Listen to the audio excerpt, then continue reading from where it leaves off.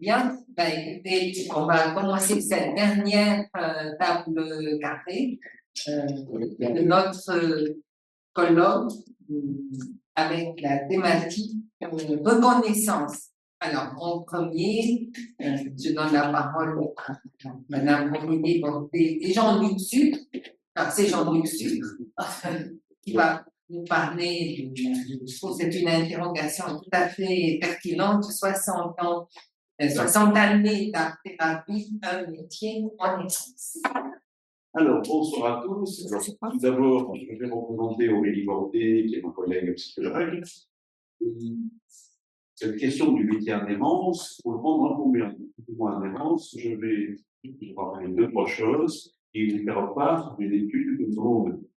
Alors, la première chose, juste très très rapidement, c'est que nous avons le concept d'art-thérapie qui a émergé en France dans les années 70, donc sans contestation, et avec un ajout d'une réunion art et thérapie qui est uniquement une facétie française.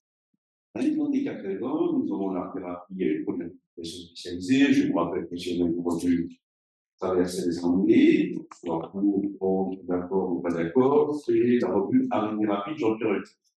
Nous avons aussi rapidement le premier diplôme universitaire qui apparaît dans les années 80, 1996, non pas essentiellement à Paris, mais donc à Toulouse et à Paris. Le vocabulaire a évolué, comme vous le savez, tous entre psychothérapie médiatisée, médiation thérapie et des quantités de termes que nous avons évoqués au CISMA.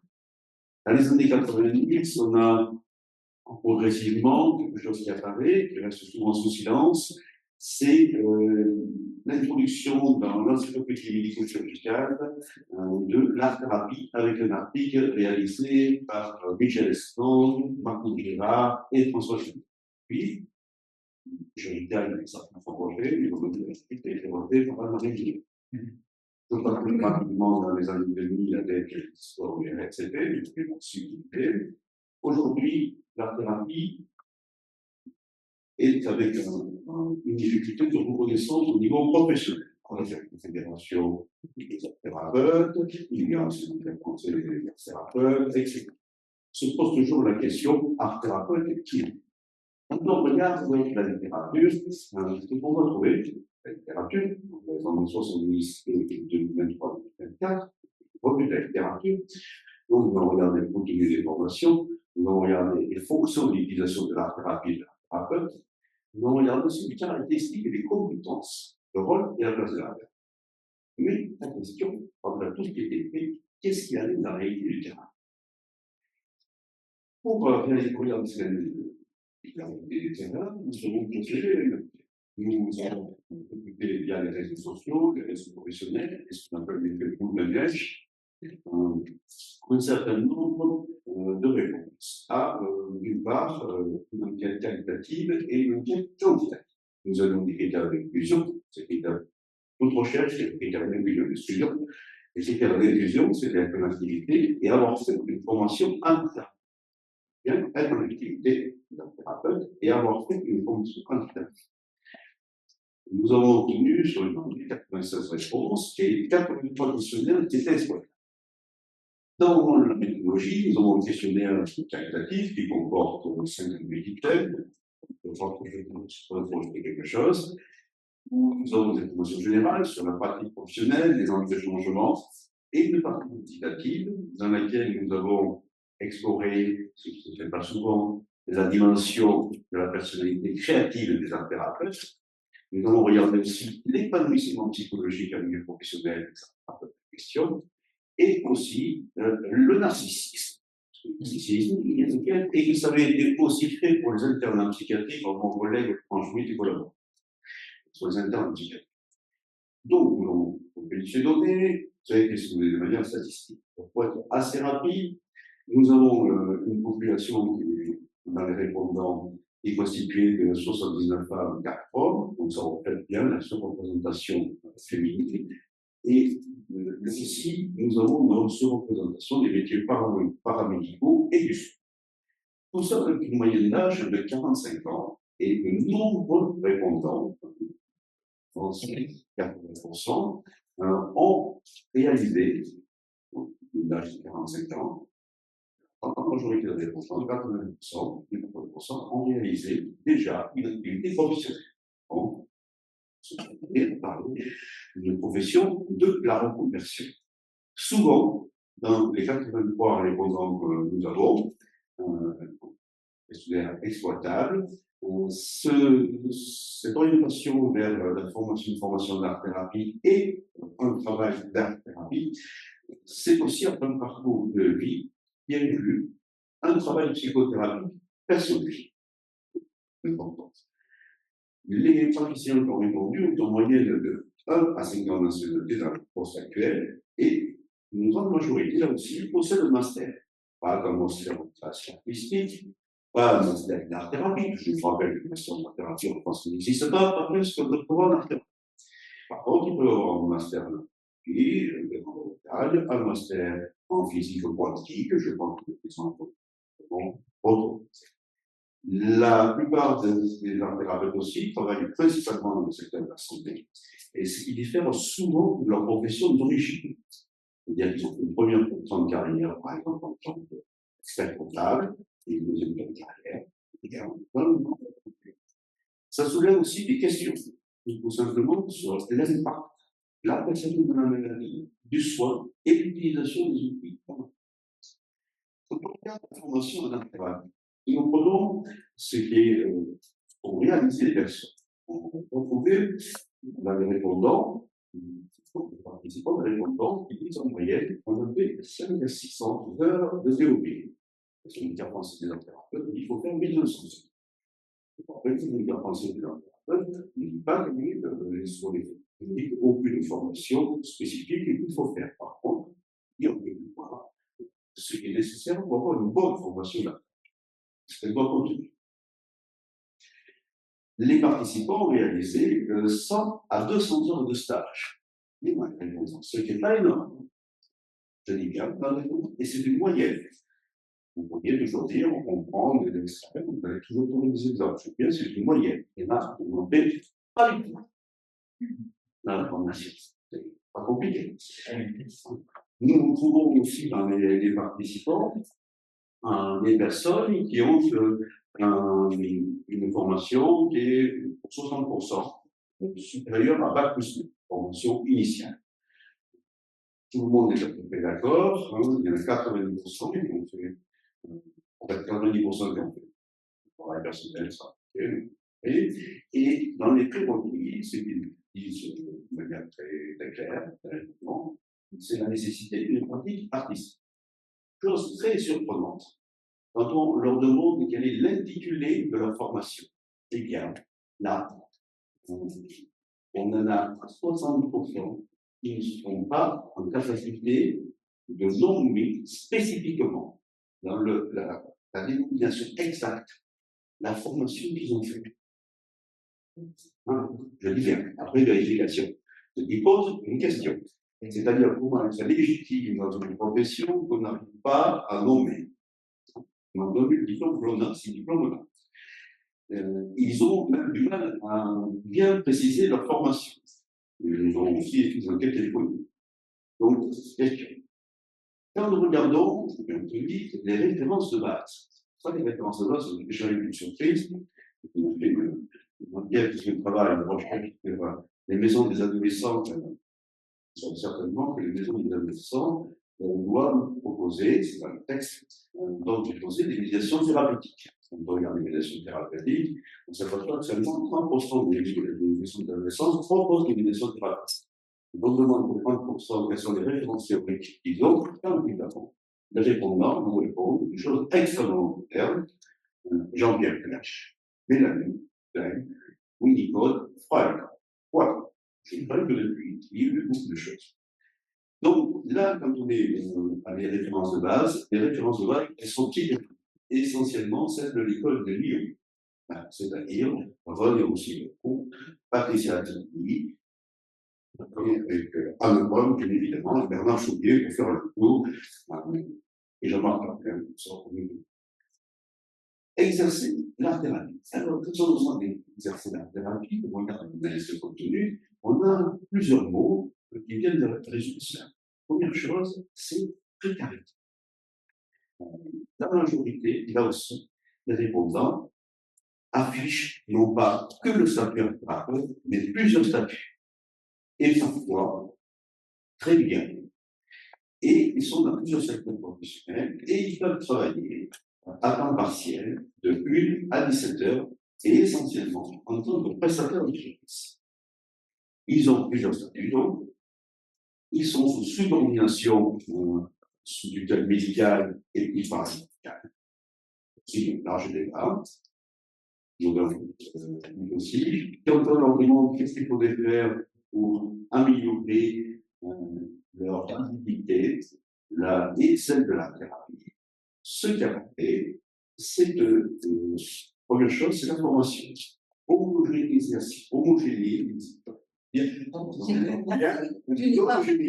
des formations et une reconnaissance. Voilà, logique de dire, des organismes de formation et des diplômes qui arrivent à se rencontrer, à mutualiser leurs compétences, ce qui est peut-être pas tout à fait le cas aujourd'hui.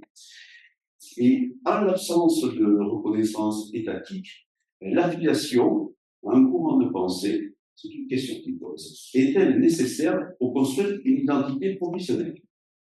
Donc, les formations qui existent, qui sont sans référence au courrier singulier à une ou plusieurs dérogations, voire des écoles de pensée.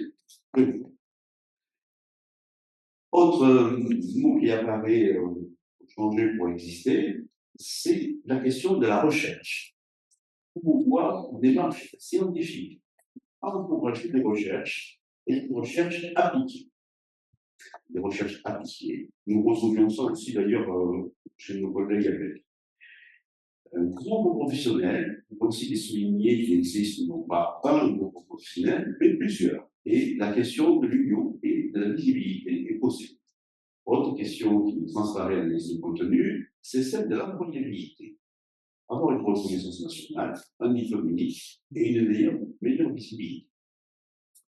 Les participants souhaitent une reconnaissance de la thérapie qui inclut des formations de qualité, une réglementation nationale, un remboursement par la sécurité sociale, des prescriptions médicales et une intégration dans le parcours de soins.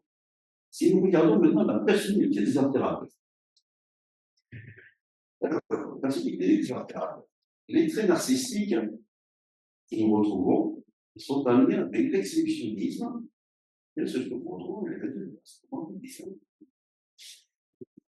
sort, c'est les traits narcissiques que nous trouvons avec l'exhibitionnisme, l'autorité, l'autosuffisance et la supériorité.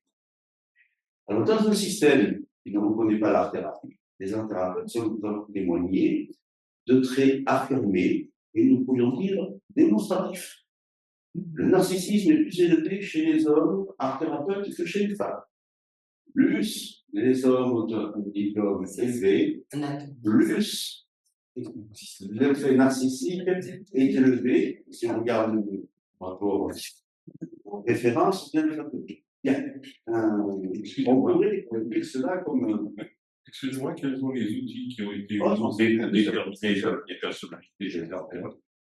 Je dénote les points secondes. Le NPI 16, le NPI 16, l'échelle d'évaluation psychologique avec les professionnels du jeu, etc. La dimension de personnalité créative, de l'adjectif checklist. Donc, 3 outils qui sont validés.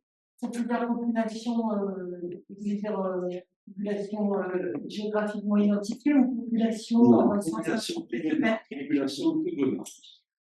Population tout donnant, avec le critère d'être en fonction.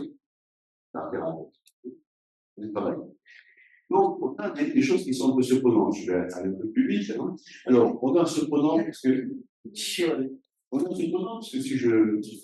sais pas si je suis scientifique, donc scientifique, je regarde par exemple un dernier article qui vient de paraître en 2023 chez nos collègues canadiens, et regarde l'examen des forces du caractère des thérapeutes les thérapeutes en art plastique au Canada. Ils retrouvent, c'est une population de 156, que, avec aussi des outils, et des thérapies aussi, que les art thérapeutes se caractérisent, les art thérapeutes canadiens, par quelques caractéristiques qui sont la gentillesse, la curiosité, l'amour, l'apprentissage et la créativité. C'est juste sont tous pas.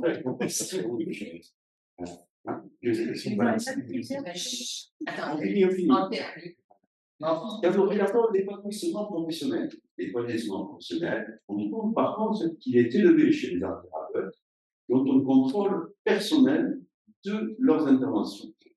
L'établissement en psychologie, professionnel de psychologie, ça très bien. Le bien-être au travail est stimulé par la créativité. On a une qualité commune des art thérapeutes, c'est qu'ils se trouvent être, comme les art thérapeutes canadiens, inventifs, débrouillards, réfléchis, intelligents, perspicaces, habiles, non conformistes et originaux. Par contre, nous avons un trait narcissique et très particulier. Alors, dans un contexte, on pourrait dire d'éclatement professionnel, singulier, contexte d'éclatement professionnel français, je suis bien d'accord, les organismes sont bien d'accord sur l'événement pour changer, à condition qu'il y ait une bouche. C'est d'autres choses. Les art thérapeutes développent des compétences très personnelles, très singulières. Et nous avons là un portrait de l'art thérapeute qui est bien différent de ce qu'on retrouve dans les représentations institutionnelles et littéraires.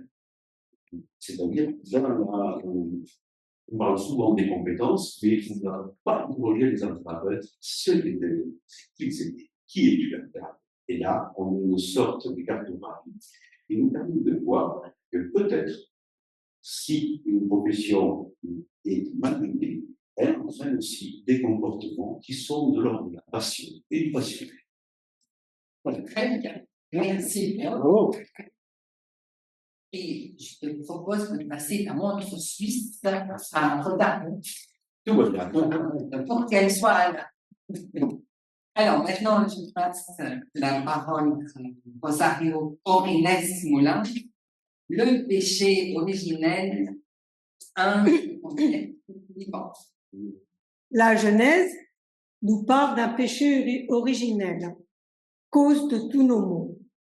Adam et Ève vivaient paisiblement dans le jardin d'Éden.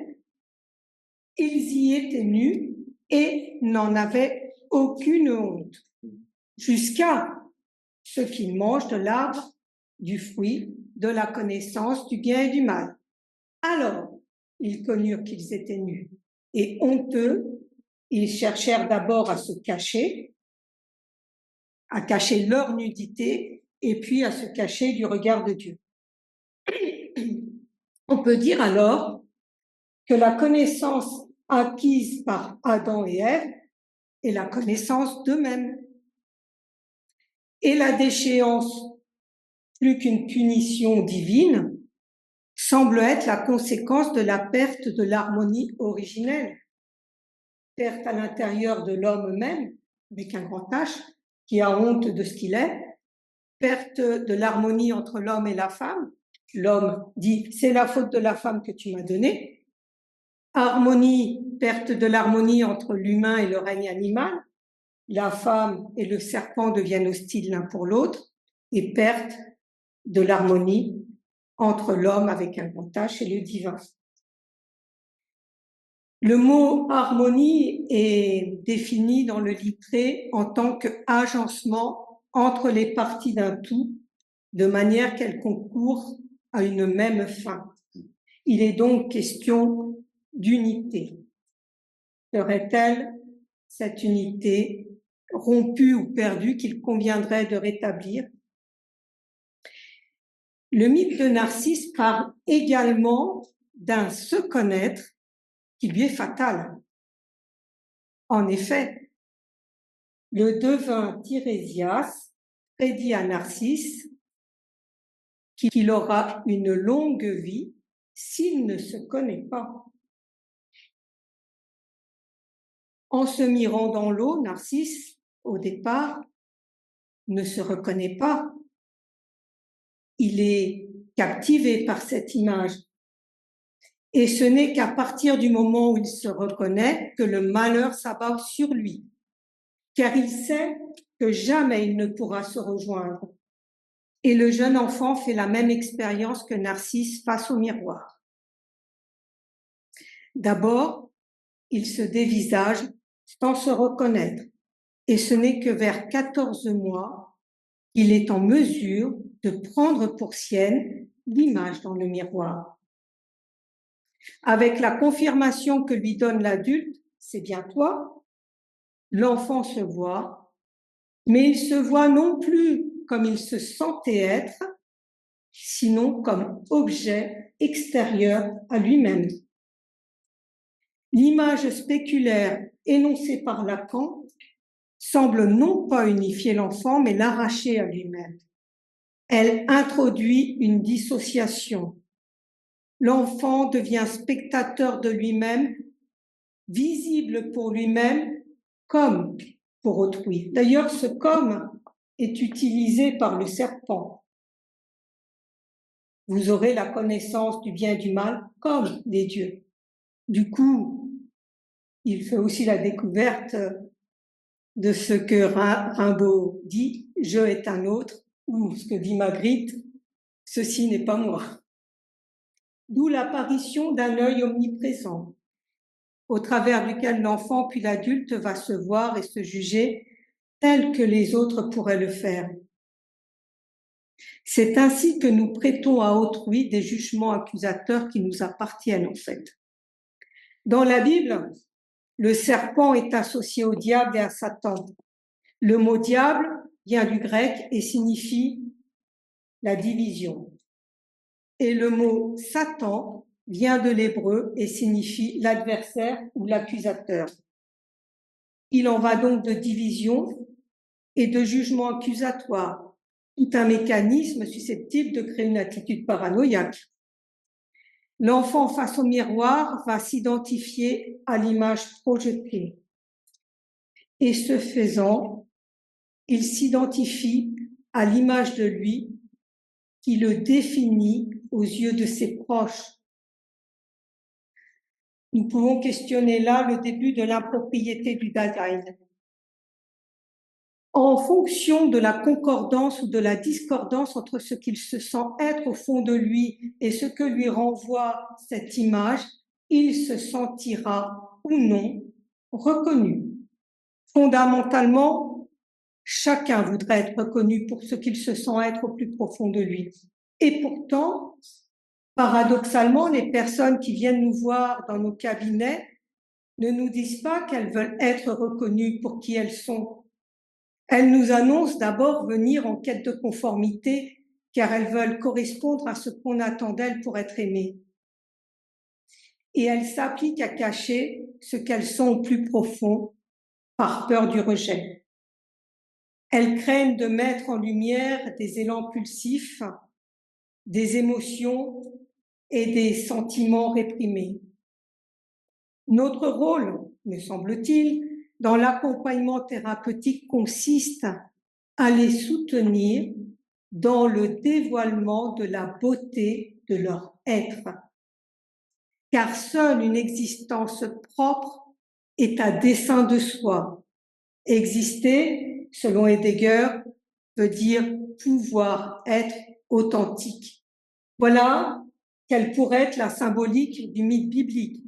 Plutôt que se cacher à soi-même et à la face du monde, acceptons notre essence, assumons notre être authentique. L'homme est jeté au monde pour advenir à lui-même. Alors après reste le comment s'y prendre. Alors, si les personnages mythiques sont la personnification des forces qui nous animent, Apollon et Dionysos semblent particulièrement indiqués pour travailler les conflits psychiques de cette dualité entre le je de l'apparence et un soi caché. Là où le premier est solaire, le second est chtonien. Là où le premier est rationnel, le second est sensible. Là où le premier est individué, le second est dans la communion. Les moments qui, dans la vie, nous offrent la pleine sensation d'exister, sont justement ceux où nous nous sentons en communion, qu'il s'agisse de communion avec le monde, avec les choses, avec les événements ou les personnes.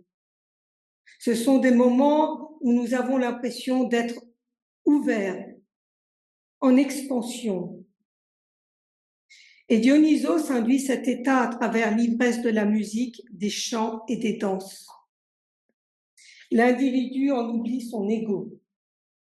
Il s'oublie. Et s'oublier est un immense sentiment de liberté. En s'oubliant, on se sent exister, présent au monde. Et les comédiens le savent bien, pour pouvoir jouer sur scène, il faut qu'ils s'oublient. Et quand on les questionne, beaucoup disent qu'ils ont l'impression d'exister quand ils sont sur scène, justement. Si dans le mythe, Dionysos peut apparaître cruel avec ceux qui refusent de l'honorer, il ne s'agit là rien d'autre, en fait, que d'une réalité psychique. Qui ne reconnaît pas les pulsions qui l'habitent et cherche à les taire risque de se voir submergé par celle-ci. La rencontre avec la figure dionysiaque à travers la création et, par exemple, le jeu des masques, une création parmi d'autres, un travail de création parmi d'autres, permet de contacter et s'approprier nos multiples facettes, même permet de nouveaux possibles. Alors, je parle particulièrement des masques, enfin, les masques m'intéressent tout particulièrement. Concernant Dionysos, il est quand même le dieu du théâtre et des masques. Et l'opéra des masques, qui est une des pratiques du mouvement d'art thérapeute, est aussi bien en lien avec le jeu théâtre, enfin, le jeu théâtral, le jeu des masques, le chant, les danses, la musique, donc tout ce côté dionysiaque. Dionysos, au bout du compte, ne s'oppose pas à Apollon. Dans son élan créateur, après nous avoir réconciliés avec nous-mêmes, intègre les forces diurnes et esthétiques apolliniennes pour collaborer à une symphonie universelle du vivant. Dionysos est fort de propriétés transformatrices, à nous d'oser en user.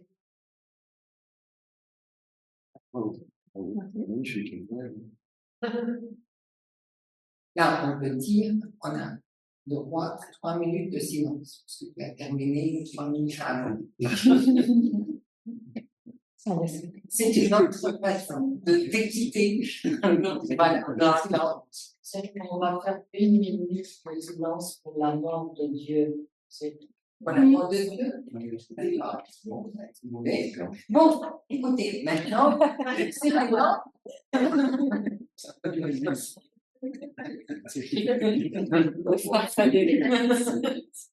Je passe la parole à Monsieur Garo Étienne Kouadio. Kouadio, je prononce bien? Oui, bon, oui, c'est tout que c'est notre famille Kouadio, il pas été chercher plus. Alors, sa communication, c'est réponse thérapeutique de l'expression créatrice en dessin au traumatisme d'un jeune patient du SAHM, je ne sais pas. Ouais. Vous allez dire la mission. Voilà, c'est à vous la parole. Merci, bonjour à tous. Je précise que j'appartiens à un groupe de recherche en santé mentale et environnement social dans une institution de soins et de recherche à Abidjan. Alors, nous avons instauré la pratique de prise en charge art thérapeutique, qui est une nouvelle discipline. Et je vais partager avec vous les résultats d'une monographie. Le traumatisme lié à un événement extraordinaire durant lequel l'intégrité physique et ou psychique d'une personne menacée fait partie de l'existence humaine. La prise en charge de la personne traumatisée peut s'avérer difficile quand elle montre des difficultés à verbaliser sa souffrance. La thérapie comme processus dans lequel la soumet au service du soin peut aider la personne à résoudre et à transformer les effets du traumatisme en favorisant le non-verbal pour lui permettre la mise en mots de son histoire de vie à travers ses créations. Alors, avec par exemple ces effets thérapeutiques qu'ils ont reconnus, que je viens d'énumérer, celle-ci se s'avère telle bénéfique en contexte africain pour un jeune garçon victime de traumatisme de guerre à résoudre les effets de la souffrance. C'est la question que nous nous posons. Et concernant l'étude, il s'agit d'une étude qualitative, monographique, de type exploratoire et descriptif, avec accès sur l'observation des potentialités d'expression créative du jeune passé. Comme je l'ai dit, notre étude qui concerne un jeune malade âgé de 22 ans a été réalisée au service d'addictologie et d'hygiène mentale, qui est abrégé SAHM, à l'Institut national de santé publique à Abidjan. Donc, un établissement étatique. Donc, le SAHM, au demeurant, est un centre de soins ambulatoires et de relais des hôpitaux psychiatriques. Donc, il reçoit environ 70% des personnes qui sont reçues en Abidjan, surtout en Côte d'Ivoire de façon générale. Bon, alors, concernant le jeune, donc, il s'agit par exemple d'un jeune du cas clinique, il est célibataire et provient de la zone centre de la Côte d'Ivoire. Pour ceux qui ont eu une idée de la Côte d'Ivoire, c'est un peu la région de Bouaké, c'est le nom de la ville principale. Donc, le cas clinique a interrompu ses études en classe de 3e après avoir assisté à l'agression mortelle de son père au cours des événements qui ont secoué la Côte d'Ivoire dans les années 2010. Donc, il est lié à son père qui est décédé depuis l'enfance par l'attachement à sa culture, à savoir la tradition du tissage. Donc, il supporte difficilement la disparition pour la fidélité qu'il faut à son géniteur qui lui faisait découvrir le tissage traditionnel. Donc, il soutient le jeune de cas clinique à ce juste titre. Le décès de mon père, dont j'ai été témoin, est pour moi un moment difficile. Concernant les résultats, par exemple, de notre étude, l'expression créative du patient a permis de s'exprimer, d'explorer ses émotions, de mieux comprendre son état d'être, de résoudre les effets du traumatisme de son histoire de vie et de trouver l'harmonie intérieure.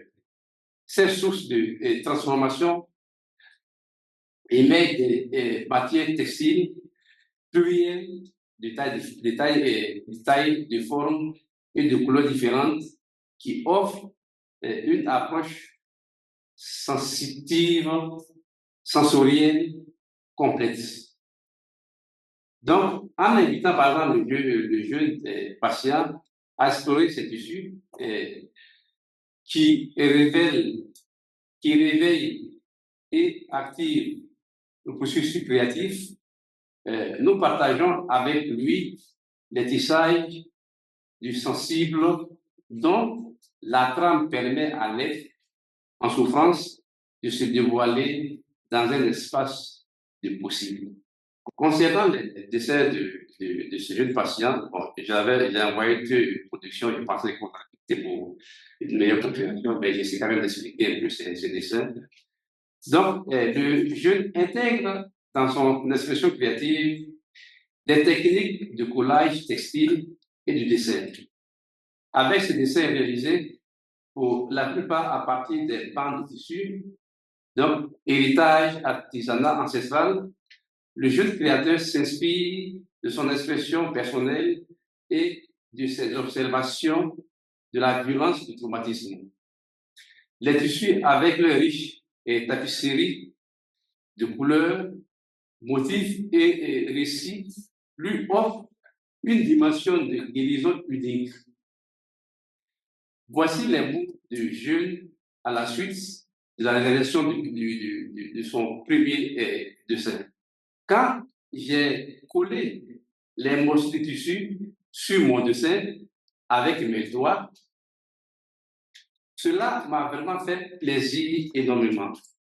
J'avais l'impression de me redonner vie, d'avoir retrouvé ma vie d'enfance avec mon père, de reprendre contact avec moi-même.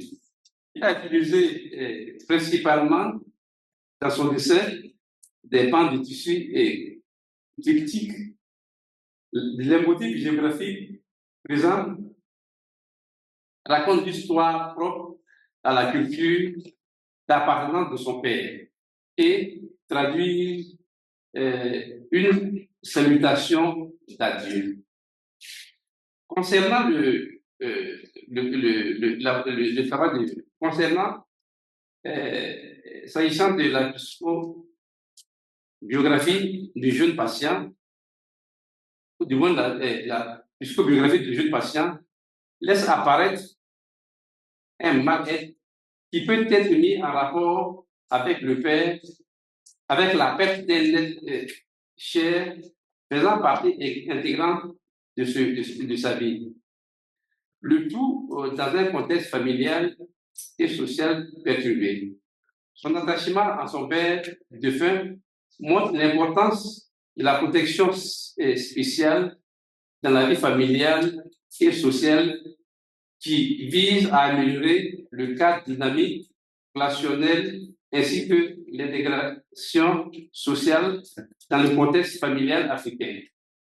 Cette organisation familiale et sociale a fait l'objet, par exemple, d'une étude concernant Ulman, s'il y a bien plutôt son nom, donc qui parle, par exemple, de l'expression créative en dessin, qui peut avoir un impact profond sur le bien-être physique et psychologique du malade s'inspirant de son expérience personnelle et de ses observations de la violence du traumatisme. Alors, en conclusion, qu'est-ce que vous pouvez retenir? L'expression créative qui s'est faite dans le cadre d'un atelier thérapeutique avec le dessin et les matières textiles comme médiation artistique a permis aux jeunes patients de s'exprimer et de résoudre les effets du traumatisme de son histoire de vie et trouver l'harmonie intérieure. En l'exprimant esthétiquement ses émotions et affects, en liaison avec son traumatisme, le cas clinique arrive à historiser son expérience traumatique afin de s'inscrire à nouveau dans la vie.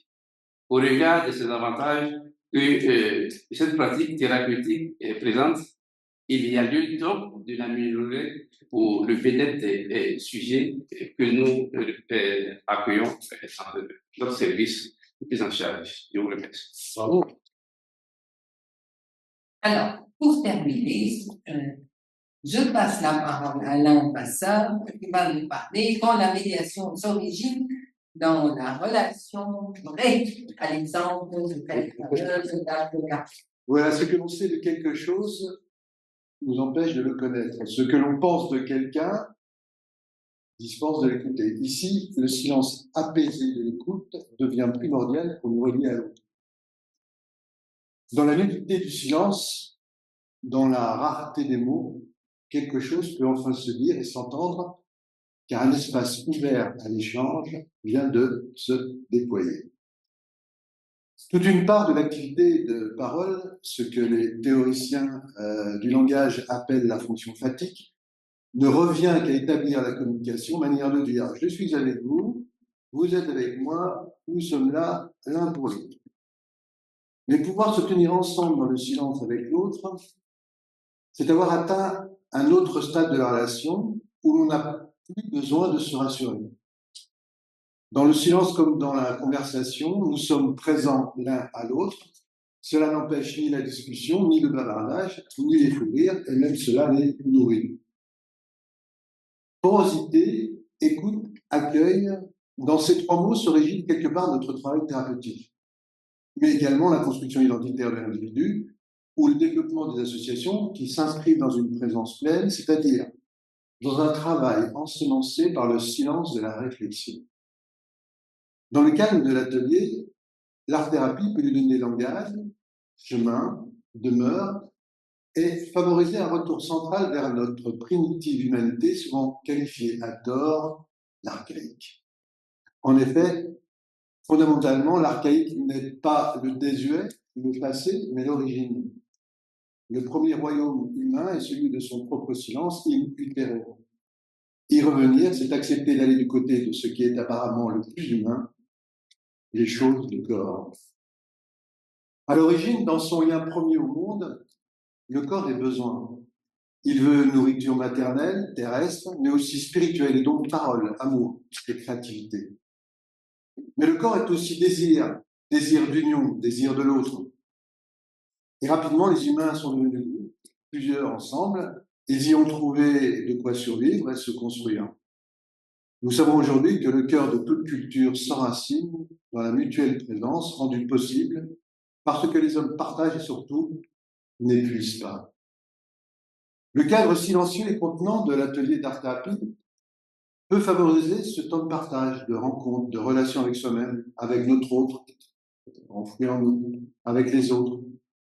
En effet, le silence favorise l'écoute et nous offre la possibilité d'entendre d'autres voix que la nôtre, de nous relier au monde et d'entrer en harmonie avec cet immense orchestre pluriel qui est le grand bal des vivants. Se taire, c'est écouter. Écouter, c'est la promesse d'un partage. La toute présence s'incarne donc dans cette écoute apaisée, capable de faire surgir une parole. Écoute, tel est le premier mot rédigé par saint Benoît au VIe siècle qui encourage le moine à incliner l'oreille de son cœur. C'est joli. En effet, l'écran que le vacarme intérieur dresse entre moi et moi, je le dresse aussi entre moi et mes semblables. Nous sommes souvent confrontés en psychiatrie à cette parole qui envahit l'espace et épuise l'entourage. L'écoute suppose le lien et suppose l'échange. C'est un équilibre subtil à retrouver pour certains patients, bien sûr. En art-thérapie, le silence de l'atelier, comme celui renvoyé par la feuille ou la toile blanche, est un vide, un creux, une brèche, qui laisse justement la place à autre chose. Un manque qui convoque le désir. Ici, ce n'est plus le bruit de l'autre que l'on accueille, son verbiage. C'est une parole qui s'incarne dans un travail personnel, plastique et ou corporel.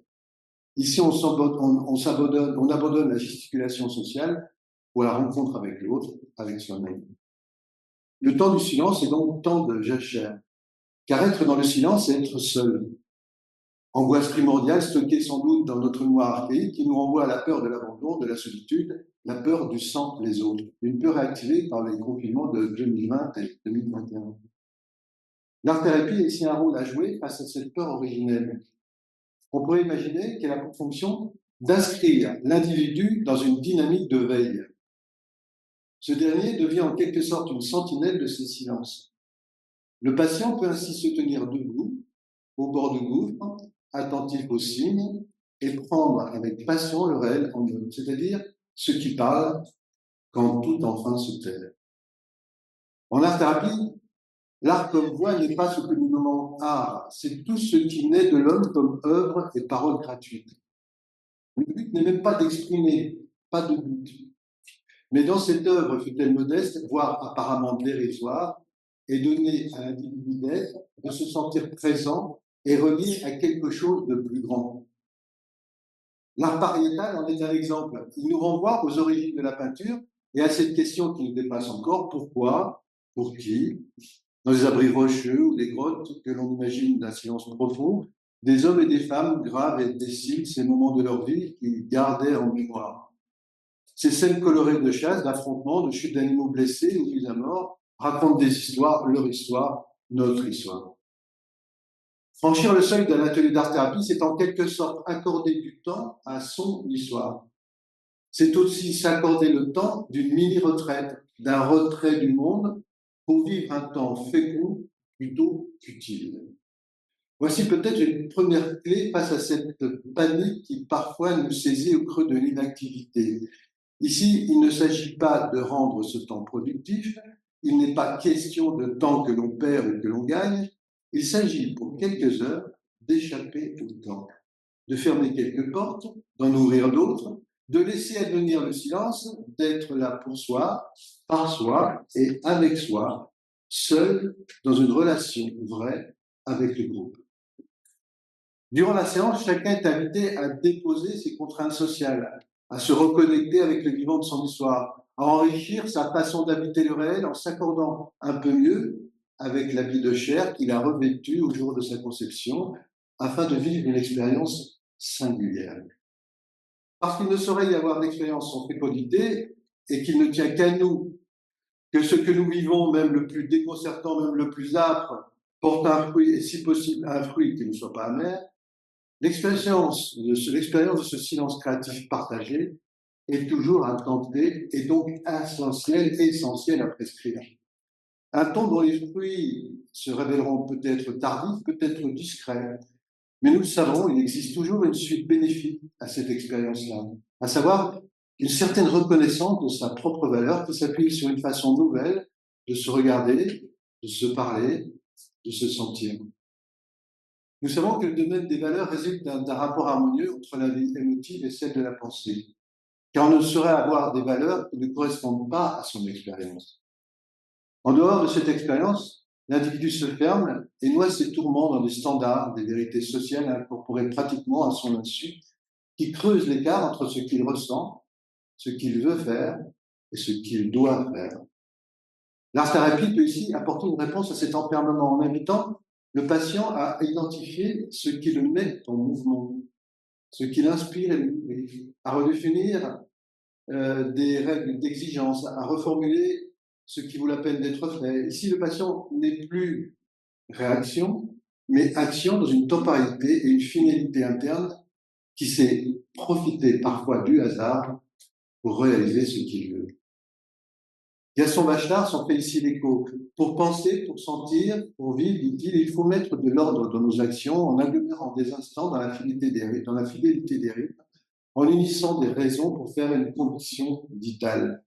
Pour y parvenir, il nous invite à revenir à nos origines en faisant l'expérience de devenir sa propre mère et son propre père. L'expérience d'être son propre parent réintroduit une tendresse pour soi, une présence qui résulte d'un rapport plus harmonieux entre l'émotion et la pensée. Une émotion de mieux en mieux comprise et une pensée de plus en plus ressentie comme attachée à l'expérience. Le tout accentue un peu plus l'impression d'être unifié, continu. L'individu renoue avec sa sensibilité. Cette affection, au risque d'introduire une catégorie sexiste, constitue en quelque sorte la dimension maternelle du parent. L'expérience d'être son parent comporte aussi une dimension paternelle qui est celle d'une protection pour soi. L'histoire humaine, dans l'image reçue aujourd'hui, s'articule en trois grands moments. L'âge archaïque, dominé par le mystique religieux, travaillé par les questionnements philosophiques. L'âge moderne, dominé par le rationalisme philosophique, travaillé par le détachement croissant des sciences et le éloignement de la philosophie. Enfin, l'âge postmoderne, dominé par la scientificité abstraite et le pur fonctionnement technique. L'Occident a comme archaïque ce nœud de force, capable d'engendrer des conflits extrêmes, mais aussi des avancées prodigieuses. Auquel cas, il est à penser que face à l'histoire qui nous façonne et qui nous a façonnés, nous sommes nous aussi inconsciemment traversés, portés ou déstabilisés par ce flux originel. Ainsi, dans le travail thérapeutique, tout est toujours à relire, à réentendre comme un œuf, hors du faussement déjà su. La médiation par l'art trouve ici toute sa force. Elle nous permet de jouer avec notre imaginaire et de ne pas nous fier totalement au modèle admis. Qui change de langage change tout. Sans doute, c'est un changement qui ne fait pas d'éclat, mais son effet à terme est irrésistible, car le monde est devenu différent. Alors l'action, c'est de commencer une autre vie. On peut toujours commencer en utilisant les marges disponibles, en prenant autrement le nécessaire ou l'inévitable. Alors plasticité, tel pourrait être le maître mot. Surtout pas de modèle unique. Surtout pas de méthode qui sait tout interpréter et trouve toujours la solution juste. Non, agir toujours en fonction de ce qui s'impose et non en fonction de ce que l'on sait. C'est pourquoi écouter est si premier, si nécessaire. Et regarder, bien sûr, mais comme on écoute. En art-thérapie, l'action, même la plus essentielle, échappe encore une fois aux catégories habituelles de l'action. Elle est dans cette traversée, ce recueillement, cette quête si volontiers secrète, discrète en tout cas, là où l'individu habite sa demeure, retrouve sa nature originelle et donc une certaine forme d'animalité ancestrale, hors de prise de tout pouvoir, et découvre une autre voie à emprunter. En art-thérapie, l'objectif du parcours n'est pas de réussir au sens où on l'entend habituellement. Pour ce qu'il convient d'y chercher, tout peut être intégré, y compris les déceptions, les échecs. Je suis venu, disait quelqu'un, avec 10 questions, j'en repars avec 1000, mais plus libre. Il convient donc de tirer parti de tout, autant qu'on peut, car toute difficulté est l'envers d'un passage possible. C'est pourquoi il ne faut pas juger les échecs en termes de résultats immédiats et mesurables, ce serait bloquer leur éventuelle fécondité. La réussite, si le mot convient, n'est pas dans les résultats. Elle est beaucoup plus dans ce qui se donne en marge ou après coup, et dont le lien avec le travail n'est même pas toujours manifeste. Elle est encore une fois dans les questions fondamentales que l'on se pose. Qu'est-ce qui, de toute façon, est là? Qu'est-ce qui est si important que je ne puisse me perdre de l'abandonner sans mourir, sans être déjà peu mort, ou en tout cas sans être jeté dans l'intenable? Qu'est-ce qui ne peut absolument pas être ôté, ou ce qui ne peut pas ne pas être reconnu, s'imposer, advenir, etc. Qu'est-ce qui est irréductible, que rien ne peut supprimer et qui ne se réduit à rien d'autre? Qu'est-ce qui est au centre, à l'origine, au terme, tout en haut ou tout en bas? Développer cette exigence première du questionnement et de la rencontre avec soi-même est au cœur du processus de reconstruction identitaire en art-thérapie. Il s'appuie sur un mode d'être, être là chacun selon sa voie qui est la sienne, dans une liberté qui n'est limitée par rien, chacun dans sa différence la plus grande. S'accepter, pouvoir s'accepter entièrement soi-même, en ce lieu qui en même temps est présence de l'autre comme autre et ouverture infinie. Tout ceci n'est dicté que par un choix, le don de chaque personne à ce qui fait communauté humaine, l'altérité. Le don n'est donné que s'il se donne, il est d'une richesse inépuisable, inébranlable, quand il n'exclut pas, ne juge pas, accepte chacun tel qu'il est et s'ouvre à toute forme de vie, là où s'origine notre histoire. Merci. Dire avec Alain, il y a une définition, je ne sais pas si c'est scientifique ou poétique, des espaces d'art-thérapie, une sortie de l'enfer par l'enfer.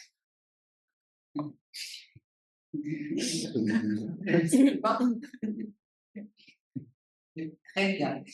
Écoutez, avant, juste rapidement, en écoutant, il y a une chose qui, le fil conducteur, ça m'a toujours interpellé, un enfant, à quel point, c'est-à-dire que je fais ce lien entre naissance, et connaissance, et renaissance, et reconnaissance. Je m'explique. C'est-à-dire, je me suis toujours posé la question, l'enfant, en fait, il a une sagesse, il est dans cette dimension de l'être. Quand on voit un enfant, son espace, son atelier propre, l'école maternelle, il est dans le jeu. Et il apprend à une vitesse hallucinante qui dépasse les adultes qui l'encadrent, si j'ose dire. Et c'est là où je trouve que, comme si les adultes sont en deçà de cette dimension. Et là où ça devient compliqué pour lui, quand il arrive là où il est censé acter sa renaissance, c'est-à-dire sa naissance, sortir du corps de l'adulte, sa renaissance, tomber dans... Et c'est là où tout lui tombe, si j'ose dire, sur la tête. Et ça pose vraiment question. En quoi l'adulte est si adulte. Et juste, je conclue avec ça, c'est-à-dire je me pose aussi la question à quel point l'atelier d'art-thérapie, c'est comment amener les adultes à renouer là où leur espace-temps de jeu s'est arrêté. Ils sont devenus dans l'enjeu de retrouver le plaisir d'être, de ne pas être dans le faire, de ne pas courir derrière des notes, des diplômes, et la parole est à la... Oui, je disais que peut-être pour rebondir, c'est peut-être cette angoisse du silence aussi. On peut dire que je passe au silence de l'autre et donc je parle, et puis le faire, le non-faire à l'art-thérapie, parce qu'il y a des patients qui ne font rien. Mais qui sont là, et puis, ouais, mais alors c'est que peut être angoissant pour des autres, mais il ne fait rien. Mais moi j'ai connu ça, des gens qui venaient et qui faisaient rien, et puis il y a des catalogues, qui souhaitaient venir là, et cet espace-là était fécond pour ça. C'est ça, honnêtement, quand on a affaire à des enfants autistes, on n'a pas compris leur faire la différence. C'est d'être. Mais il fait quoi? Qu'est-ce que vous avez fait avec lui? Il ne regarde pas, il ne parle pas. D'ailleurs, il y a une phrase que je trouve terrible, c'est lorsque les personnes demandent qu'est-ce que vous leur faites faire. C'est une relation de domination. Comme l'expression effort sans effort. Je vais juste ajouter quelque chose par rapport à ce qu'a dit Alain. Le silence en thérapie, en thérapie, n'est pas toujours de mise. Nous avons des personnes où le silence va être particulièrement anxiogène.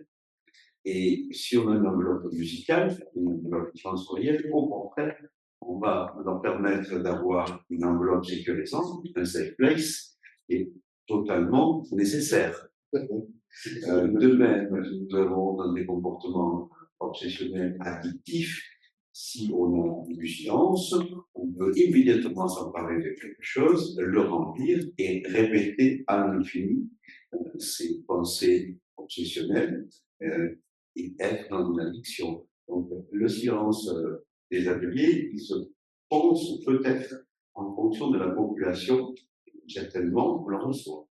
Je vais dire ça en réponse. Oui, tu as parlé, enfin, dans ton intitulé, de relations vraies. Et je me suis demandé pourquoi tu avais associé relation à vrai. Est-ce que tu entendais qu'il s'agissait effectivement, comme tu l'as dit tout à l'heure, d'enfants, des enfants qui n'ont pas encore été corrompus, si je puis dire, par la culture, comme si effectivement eux seuls étaient capables d'une relation vraie et authentique, et que nous, en contrepartie, d'une certaine manière, nous sommes souillés par tous les engrammes de la culture et qu'il faut quelque part se dépouiller, j'allais dire, de ce cortège d'engrammes qui est venu effectivement se surajouter à notre vérité première. C'est la question que je me suis posée. C'est exactement ça. Et au départ, plusieurs personnes dans le projet me disent c'est quoi là? Ça veut dire quoi ce que c'est? En fait, c'est retrouver une relation originelle peut-être de l'enfance. Oui. Et c'est dans cet esprit-là que je voyais. Je suis content que tu l'aies entendu comme ça. Comment tu l'as entendu comme ça? Moi, je vais rebondir juste. Après, je vais rebondir sur le mythe de. En fait, il y a une autre interprétation du mythe de Narcisse qui était sourd aux appels en amoureux de la déesse Echo, là.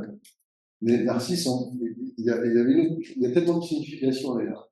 Et en fait, j'avais entendu cette version-là, comme quoi les parents de Narcisse, il est fils du dieu du fleuve, je sais plus comment, De la nymphe Myriopée. Et de la nymphe Myriopée. Voilà, et qui sont deux éléments liquides. Donc, justement, quand tu parles du fait du miroir, projetant, en se regardant dans l'eau, il ne se reconnaît pas, donc il reste sourd,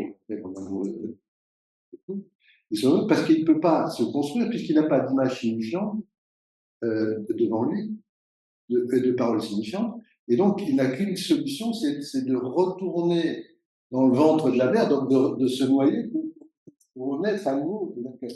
Comme il n'a pas d'image signifiante, c'est le miroir, c'est tel papa et tel bébé dans le truc, il a une image signifiante, une parole signifiante, et là, n'ayant pas d'image signifiante, il n'a qu'une solution, c'est de retourner dans le ventre de sa mère. Donc c'est une jolie reprise, mais il y a plein d'interprétations, mais je l'ai trouvé assez joli aussi. Oui. Question, à ton avis? Les mots pour... Le micro est là. Le micro est là. Mesdames, d'abord. Oui. Alors, je voudrais remercier globalement les intervenants tous. Je trouvais ce tronc de table ronde, en lisant le programme, je disais, reconnaissance, il y a des thèmes tellement différents, comment vont-ils se relier? Et finalement, je trouve qu'il y a une belle harmonie. Et j'ai constaté que Rosario a parlé de la terrible éventualité d'une perte d'harmonie avec le péché originel. Et M. Quadio a parlé de la Quadio, oui.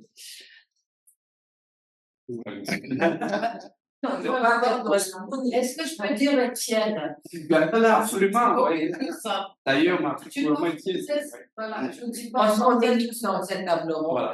Voilà. Je ne suis pas française non plus. Non, ça ne me fait pas. Étienne, c'est Voilà, Saint-Étienne.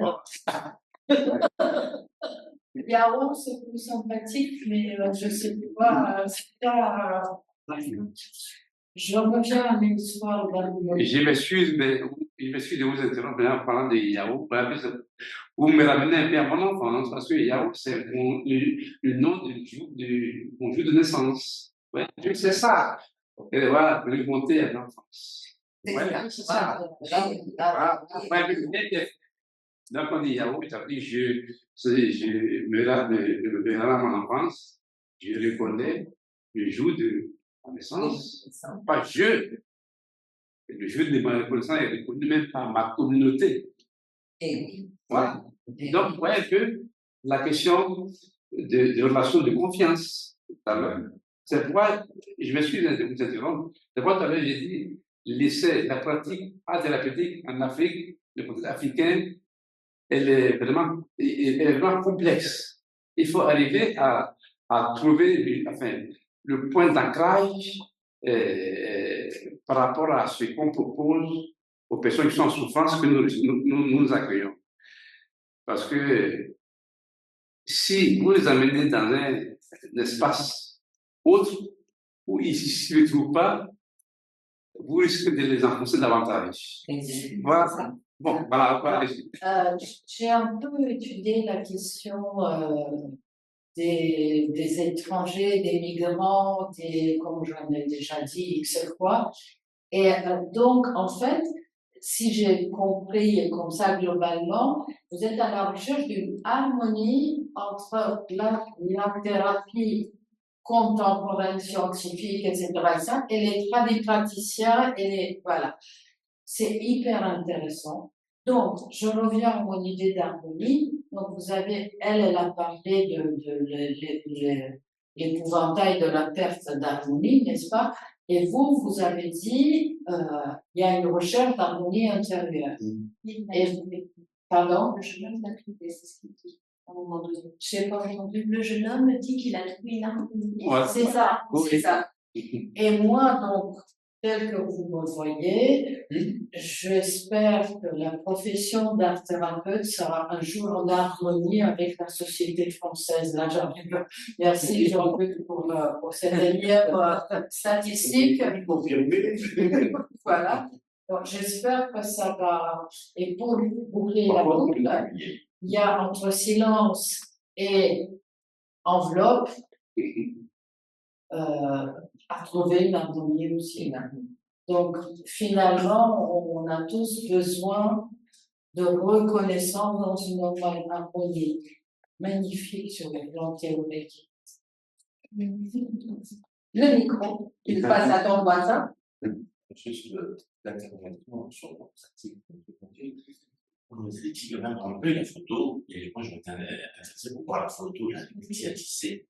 Parce que je me dis, pour l'art thérapeute, dans ce métier, il faut qu'il soit imprégné de la culture où vous êtes pour pouvoir utiliser ce métier à tisser. Parce que ça va être utile, le médiateur utilisé pendant les séances. Bon, pas forcément que l'art thérapeute soit imprégné forcément de la culture, mais plutôt s'adapte par rapport au choix de l'outil artistique que le patient qu'on utilise. D'ailleurs, quand nous recevons les personnes accompagnées, nous leur laissons cette liberté de choix par rapport à la question d'adhésion.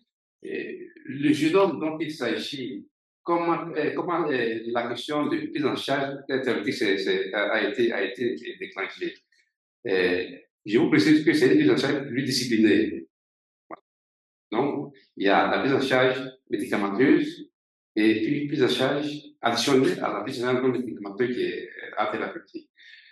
Donc, quand nous constatons que le sujet, en plus de la prise en charge médicamenteuse, il y a un besoin, et éventuellement, de prise en charge, on lui fait la proposition et l'outil thérapeutique utilisé, ce n'est pas nous qui lui imposons. Il faut l'avoir. Voilà. Hein? Il faut même l'avoir. Oui, non, déjà bien. Ça veut dire que nous rentrons dans son histoire personnelle. Et nous l'interrogeons. Et il se dit, par exemple, comme le cas spécifique, il a dit qu'il aime dessiner et quand il dessine, il aime utiliser les tissus. Il aime. Donc, quand il nous propose l'idée d'amour, d'aimer, pour nous, c'est une porte d'entrée pour pouvoir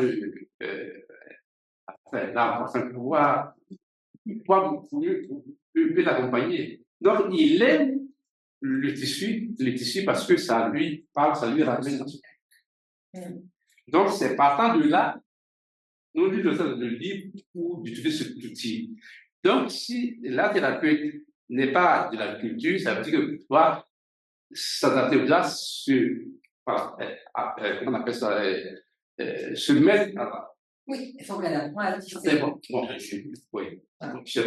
Je sais pas si. Oui, le micro à toi. C'est une question à Jean-Luc. Donc, d'abord, merci. C'est tout à fait passionnant parce que c'est assez rare pour être souligné dans le premier temps. Je m'interroge effectivement sur les résultats obtenus, et notamment sur le différentiel entre les résultats du Canada et les résultats de l'art thérapie en France. Mais je pense qu'au Canada, c'est peut-être reconnu, ce qui explique une partie des résultats. Alors, je me demande où est la poule et où est la poule. Parce que je pense que les caractéristiques de personnalité des arts thérapeutes en France sont peut-être justement le reflet des résistances professionnelles qu'ils rencontrent quelque part. Vous voyez ce que je veux dire? C'est pas forcément des caractéristiques primaires, initiales, mais parce qu'il faut avoir un sacré narcissisme. Il faut avoir un sacré narcissisme pour encaisser les obstacles qu'on va effectivement les mettre sous leur pied quelque part quand ils vont essayer d'avancer vers la reconnaissance. Ça, c'est donc la question que je pose. Est-ce que tu as juste rajouter par rapport à cette question une autre question qui est la question méthodologique? C'est-à-dire, on travaille là sur un groupe est-ce que le groupe est représentatif d'une population? Ce qui pose d'emblée déjà un problème. Ensuite, il y a peut-être aussi un second problème, plus d'ordre épistémologique, c'est est-ce que les outils qu'on utilise pour évaluer, ils sont des outils qui sont issus de la psychopathologie ou de la psychologie, peuvent être utilisés dans ce cadre-là. Une remarque qui concerne la question du narcissisme. Faut-il la réduire à cette population-là, ou sommes-nous de toute façon dans une société où les problématiques narcissiques et identitaires sont communes pour beaucoup de monde? Voilà, ça interroge. Moi, je trouve très, très intéressant de mener ce genre de recherche, parce que ça nous pose des questions épistémologiques, parce que ça nous oblige à réfléchir sur les méthodologies, parce que ça nous impose effectivement d'être, si l'on veut être rigoureux du point de vue scientifique, de valider vraiment des outils peut-être spécifiques pour travailler sur ces questions. Après, Pas plus que 3, c'est c'est la même question. J'ai été saisie par un des termes utilisés dans les réponses des Français. On se trouve débrouillard. C'est quoi ça? Non, c'est du bon brouillard au pluriel. Ce compétent, pourquoi vous êtes compétent? C'est pour débrouillard. En 10 minutes, je vais vous donner une photo. Maintenant, on nous dit ça. Alors, première chose. Alors, la représentativité, quand on fait une enquête sur tout venant, la non-représentativité. Ne répondre à un questionnaire qui est focalisé sur la thérapie, sur n'importe quel domaine, que les personnes qui sont prêtes à répondre. Comme quand on fait une enquête sur la prévention, répondre, bien sûr, ceux qui font des actions de prévention avant. Ça, c'est la première chose. Donc ça, c'est une des limites conséquentes quand on va sur le terrain. La seconde, c'est que bien évidemment, épistémologiquement, mais plutôt déontologiquement et légalement, nous avons demandé bien évidemment un consentement. Bien évidemment. Nous avons méthodologiquement deux dimensions, une dimension qualitative et quantitative. Donc, nous avons une méthodologie mixte. Ça, c'est assez clair. Nous ne faisons pas dire à des chiffres ce qu'ils ne disent pas. Attention. Ça, c'est des limites de l'étude. Nos collègues canadiens, ils sont sur 157 personnes. Il y a mieux. Ce qui montre bien que quand nous sommes dans des enquêtes larges, y compris en passant par le net, les réseaux sociaux, tout son bras, nous n'avons pas beaucoup de personnes qui répondent. Ce qui veut dire que je bien, ceux qui répondent, ce sont les personnes les plus concernées. Ce qui transparaît, c'est que les personnes qui sont les plus concernées, nous retrouvons des choses bien spécifiques. En tous outils qui sont employés. On lève un psychologue, et quand un psychologue emploie des outils, il emploie des outils qui sont validés et reconnus par la communauté. Voilà. Ça, c'est très clair. Donc, on ne bricole pas des outils. Ces outils sur le narcissisme, la dimension de bien-être jusqu'au bras, ce sont des outils qui sont communément employés. On peut se poser une question. On peut se poser une question, pourquoi on sort des outils comme cela? C'est ce qu'on a déjà dit, merci. Montrer ce qui n'est pas montré d'habitude. La question qualitative, bien pondérée. Après, il y a la question de ce qu'on voit, une discussion, non pas de faire une interprétation, mais de faire une lecture en fonction de ce que nous avons, et pas plus. Et je dis bien pas plus. Je dis, par contre, bien évidemment, c'est dérangeant pour ce type de choses. D'avoir un narcissisme qui on regarde pathologique par rapport à une chose, c'est dérangeant sur une profession. Mais je dis bien, nous avons eu des internes en psychiatrie, une étude qualité, où on retrouve la même chose. Ce n'est pas si spécifique que cela. Ce qui montre, par contre, que nous avons quelque chose qui est un mouvement. Est-ce qu'une profession qui est plus assise, d'un point de vue social, a quelque chose qui est du même type? Dans ce cas-là, il faudrait avoir ce qu'on appelle une démarche comparative à cette profession, c'est-à-dire, mais nous commençons toujours quand nous avons une recherche, je crois, hein, et nous commençons par faire une démarche observationnelle, ce qu'il en est en premier temps, et ensuite on passe à une démarche comparative. Nous sommes là pré-expérimentales. Si nous comparons ensuite les art thérapeutes par rapport aux ergothérapeutes, aux psychomotriciens, là, nous aurons autre chose, certainement. Hein. Ça veut dire que peut-être on trouvera ou pas, c'est bien. Voilà. Ou ça pourrait être conducteur de bus, ou ça pourrait être. Voilà, encore une fois, j'insiste sur le fait qu'il y a un risque possible, il y a un biais possible sur le fait que nous n'allons pas affaire à un groupe représentatif de l'éducation. Ça, c'est la grande. Il y a plein d'enquêtes. Je vais les donner. Alors là, chers collègues, j'ai aucun problème. Il y a des enquêtes, on peut prendre de certains groupes d'écoles, hein, où nous avons des résultats sur la profession. Elles sont répétitives, que ce soit musicothérapie ou art-thérapie. Donc là, je peux vous dire que d'avance, les résultats sont quasiment prévisibles. Dans quel sens? Ils sont prévisibles dans le sens tout simplement qu'on a pu voir à l'école et on n'est pas à l'école parce qu'on s'adresse aux personnes qui ont des résultats. Donc, de fait, je vais avoir des résultats. Il ne sert à rien de faire une étude pour lesquelles poser des hypothèses pour lesquelles j'ai déjà répondu. Il n'est pas résultat. Si c'est pas résultat, tout va bien. Là, nous sommes dans le domaine exploratoire. Voilà, exploratoire. Nous allons poser des questions. Qui est dans le cas. Ouais. C'est ça qui est intéressant. Oui, c'est je dis bien avec les limites de ça. Avec les limites de ça. J'ai une question à te poser. Est-ce que tu penses que l'errance de cette profession est en lien avec la non-reconnaissance? L'errance de la profession, elle est dans plusieurs. Aujourd'hui, la thérapie individuelle, je l'ai dit ce matin, l'être phagocytée par ce qu'on appelle la médecine culturelle et les thérapies culturelles. Et ce qu'on appelle les interventions non médicamenteuses, ainsi que par les médecines complémentaires adaptées. Hein, les médecines complémentaires adaptées, je répète, ce matin, curieusement, les thérapeutes sont mis dans le bien-être. Sauf s'ils ont une profession paradis, c'est-à-dire qu'ils sont psychologues, psychiatres, etc. Sinon, bien-être. Et déjà pour bien-être. Voilà. Et par contre, dans ces mêmes documents, c'est une question, le mot psychothérapie n'existe pas. On parle d'accompagnement psychologique. Et là, d'accord.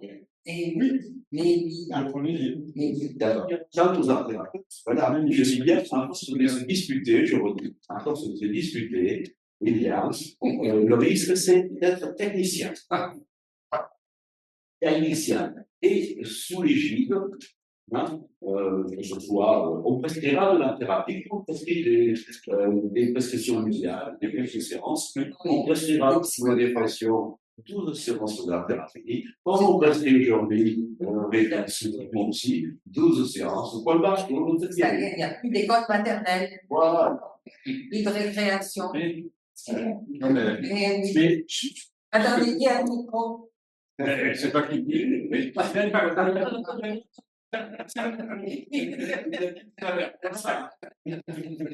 dans l'histoire du diabète, il n'y a aucune validation ni reconnaissance officielle du diabète. C'est comment? Ah ben si, parce que si vous intitulez psychothérapeute, vous pouvez mettre votre plaque et point final. Hein. Vous n'avez besoin d'aucune formation pour ça. C'est ça le thérapeute. Vous ne serez pas un problème immédiat. Vous ne serez pas sauf dans les listes. Donc, c'est la création. alors, comme c'est une profession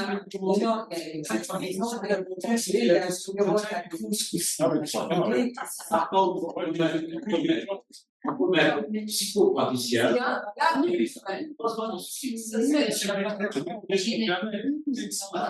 Il peut mettre psychopathe.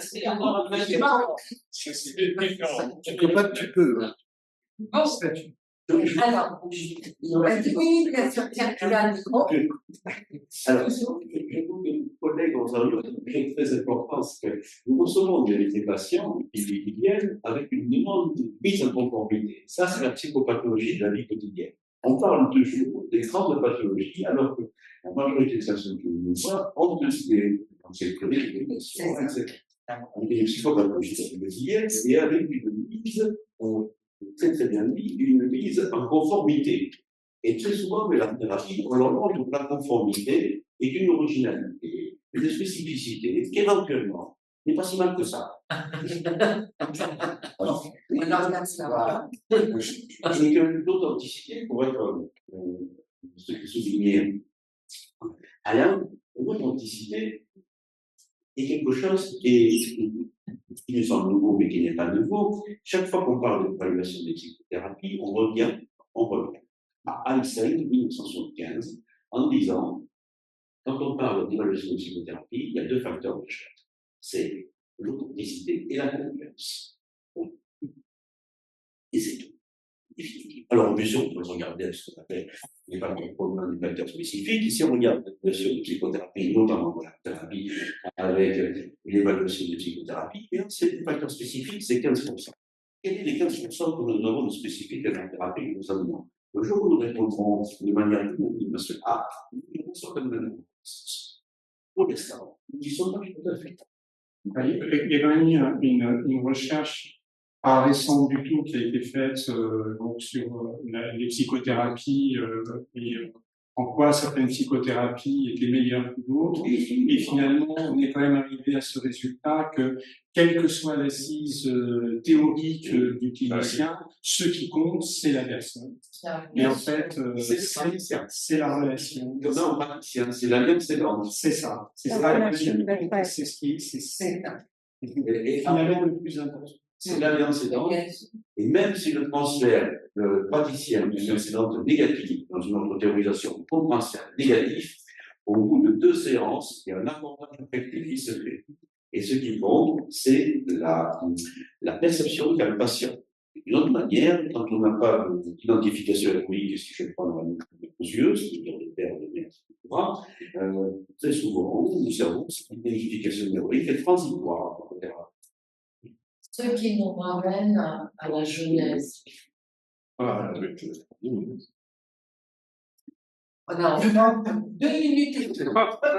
Est-ce qu'il y a une question? J'aurais plus développer quelque chose, c'est que nos amis québécois sont effectivement dans un rapport très différent à cette question d'art thérapie. J'ai eu l'occasion de travailler avec eux. Et en fait, je crois que fondamentalement, c'est peut-être ce que souligne Jean-Luc Sud, c'est la question du statut de psychothérapeute. Je crois que tant qu'on ne s'est pas débrouillé par rapport à cette question-là, il faut vraiment séparer cette question du psychothérapeutique avec la question du thérapeutique, c'est-à-dire admettre que l'art-thérapie a plein de possibilités d'intervention sans réduire à la question de la psychothérapie. On avancera. Les Québécois ont très précisément séparé la thérapie et psychologie. Donc, vous allez sur Internet et vous voyez que les arts thérapeutes, y compris d'ailleurs certains qui sont quand même inscrits dans des registres officiels, se décrivent comme psychothérapeutes sans avoir de statut. C'est un problème.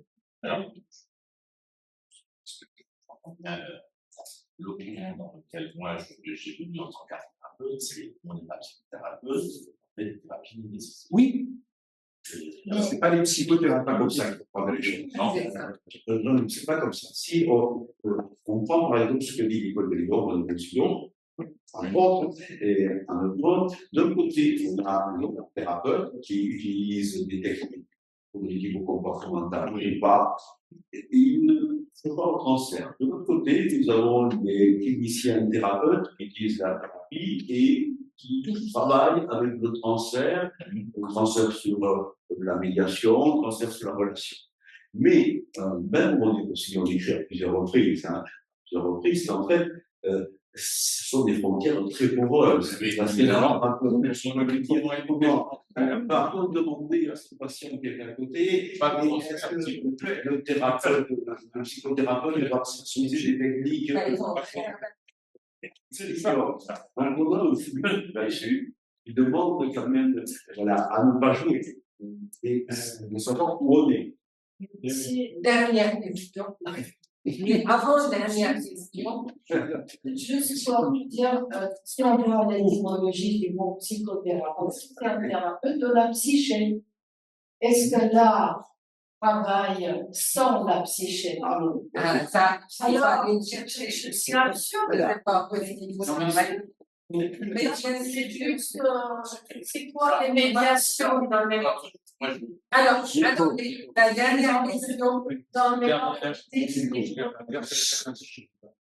Ce que disait dans le même ordre d'idée, ma question c'est du coup, si vous direz, enfin, ça m'intéresse de savoir un peu plus comment ça se passe là-bas, si vous direz que c'est très séparé. Du coup, la cible sera du côté du soin. Est-ce qu'on est quand même du côté du soin ou de la médiation c'est pas en elle-même.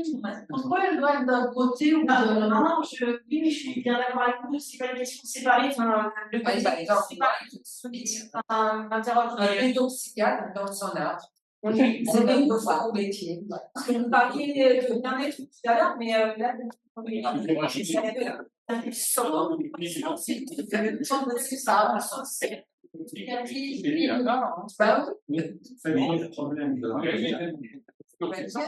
qui est fantastique, c'est qu'on est toujours en train de se poser une question. Ah oui, ça doit un peu de temps pour la suite. Et je pense qu'il y a D'ailleurs, on a fait, pour avoir, il y a eu un colloque avec la SFPE à Mulhouse sur les théories de l'art-thérapie. Après, on écrit pour art-thérapie. Bon, la séance. Merci.